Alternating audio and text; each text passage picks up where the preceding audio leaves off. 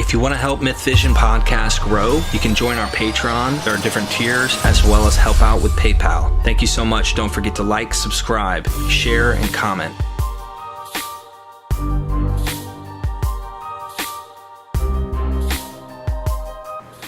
Helen Flaherty?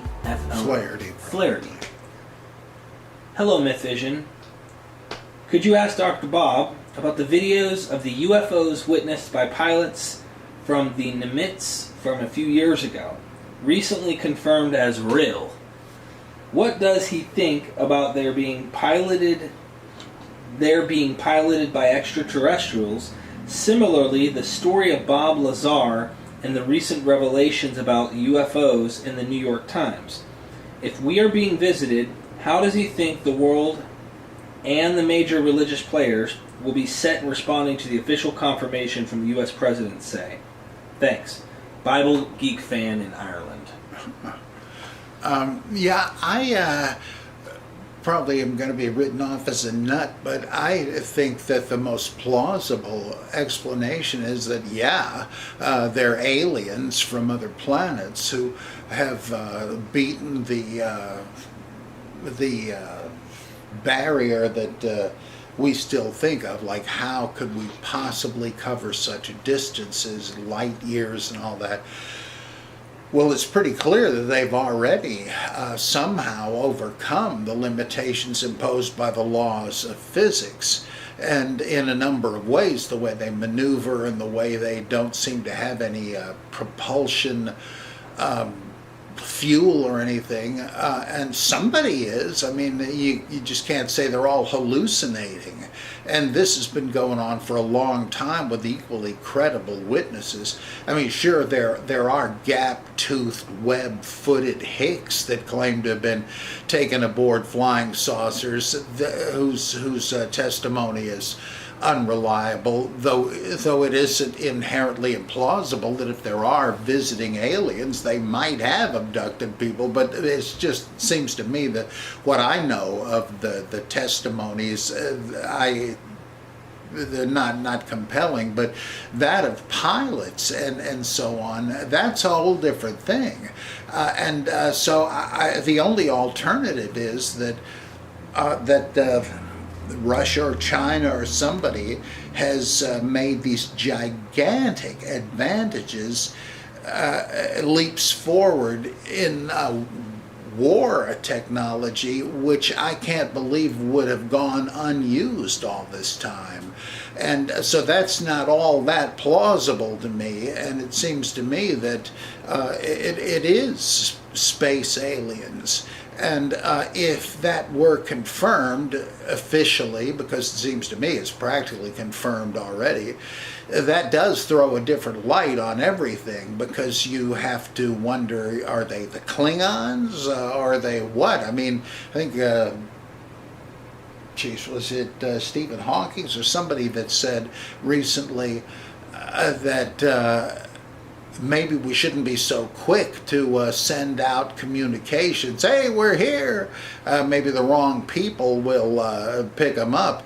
And so, I mean, if they're like Klaatu in The Day the Earth Stood Still, that movie well depicts what the stakes might be, that you might have people who are interested in what we're doing, and if we get too dangerous, they'll say, look, you got to shape up or we will obliterate you. That's no longer just fantasy. So the stakes will be, or if they're the Canaanites from the Twilight Zone, and they can do great things, but at what cost? You just don't know. It may be that all the countries would unite, though I think it would be futile to do that, to resist them. But if they're benign and they're missionaries, I mean, that's one possible believable motivation. But they've apparently been doing this so long that they've not revealed themselves to the general public, and that's somewhat inconsistent with the idea that they're missionaries of some sort.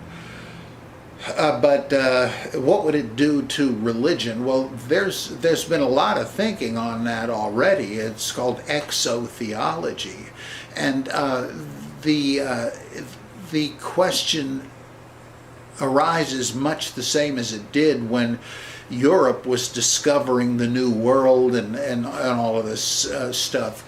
Do these people need the gospel? Should we preach to them? Do they have souls? I mean, it seems now so preposterous and bigoted that people raise those questions, which they did, seriously.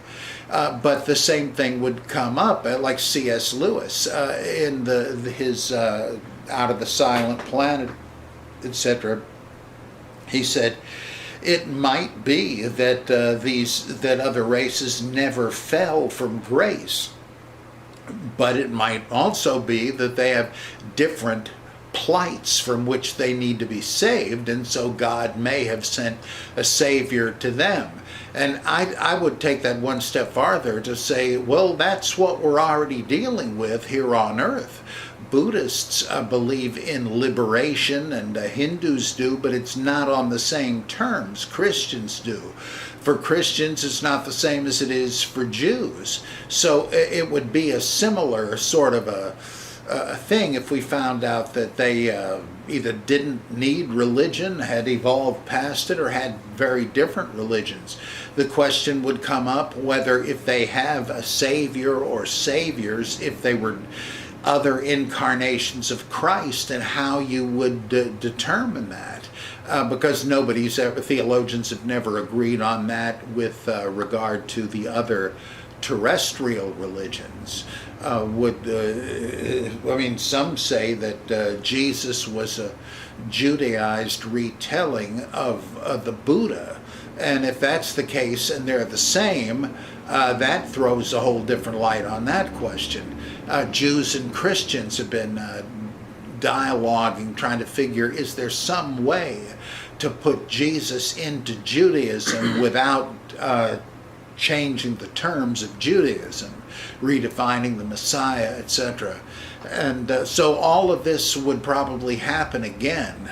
The best story out of several good ones that I have read on this, because it's often dealt with the best in fiction, is a story by Lee Brackett, I'm pretty sure, who is one of the great science fiction authors and movie writer. She wrote some John Wayne westerns and stuff, but she did great science fiction.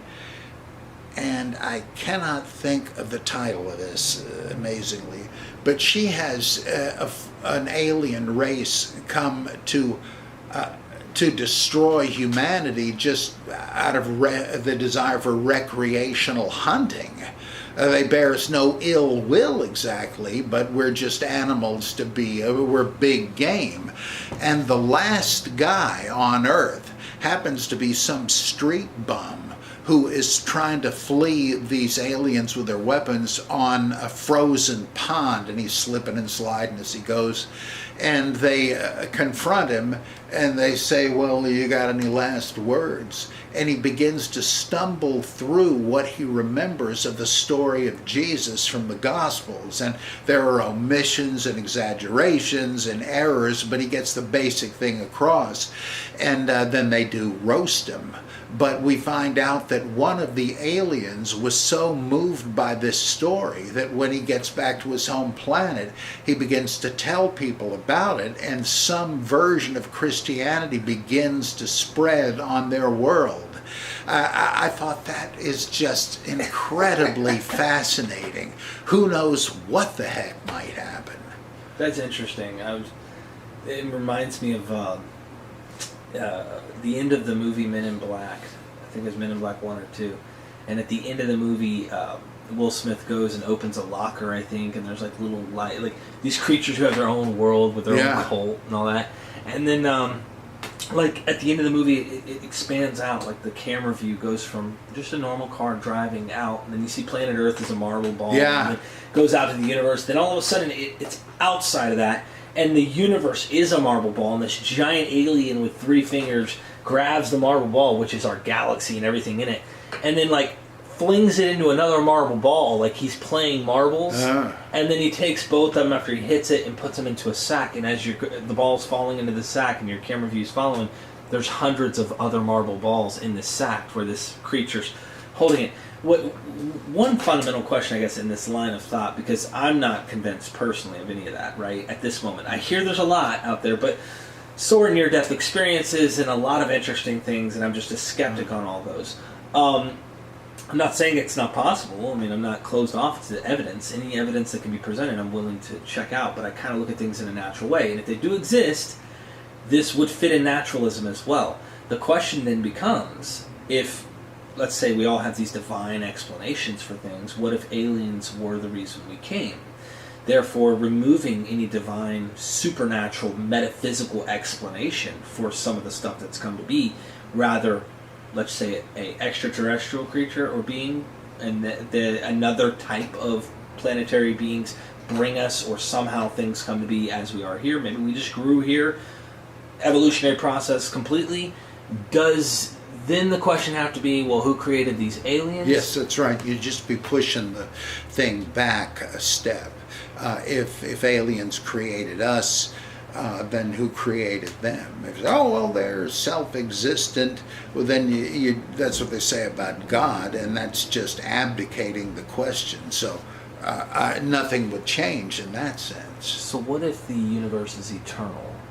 I think that's probably correct. Me too. Okay, we're on the same page then. So these aliens would be another byproduct of evolution, and they just have had a far longer time to get In to all where they probability. I mean, there almost have to be other inhabited planets in the vast scheme of things, just because of now we have some idea. I think I read that there's like 80 habitable Earth-type planets. that we recognize. Yeah. Now I agree. I don't want anyone to take my words as saying I'm a skeptic on other life being on other planets. I agree. I do think that there is. I'd be a fool to think we're all that it is and not thinking outside the box that there's more. What I'm saying is the abductions and the real evidence of aliens actually coming here and playing with us or observing us and things like that. I'm not saying it's not possible. I'm saying I'm not convinced at this moment. I just need to see more evidence. And a lot of these videotapes that I see of like a cigar-shaped UFO object and this, I have a hard time with any video evidence in those respects. I've seen strange lights cross the sky and stuff at night while observing the heavens and whatnot. But I'm just not, I don't connect that to a green guy with 3 fingers and a round, weird-looking shaped head, or gray, or whatever. I've heard the different groups that they have. There's literal movements out there that talk about that. I'm not closed off. I just am not convinced. I'm very skeptical of stuff like that. In the last thought, Bob Lazar. You know who that is? I remember hearing about him. I could be wrong, but I think it's a guy who gives like a testimony of like, it goes extremely far, and if you haven't seen it, I definitely want to share it with you sometime when you get a chance to watch this bizarre testimony of this guy who claims the government's been hiding this. There are aliens supposedly working with us. There are bad and there are good, and there's all sorts of stuff that he goes into, which is extremely science fiction, in a way.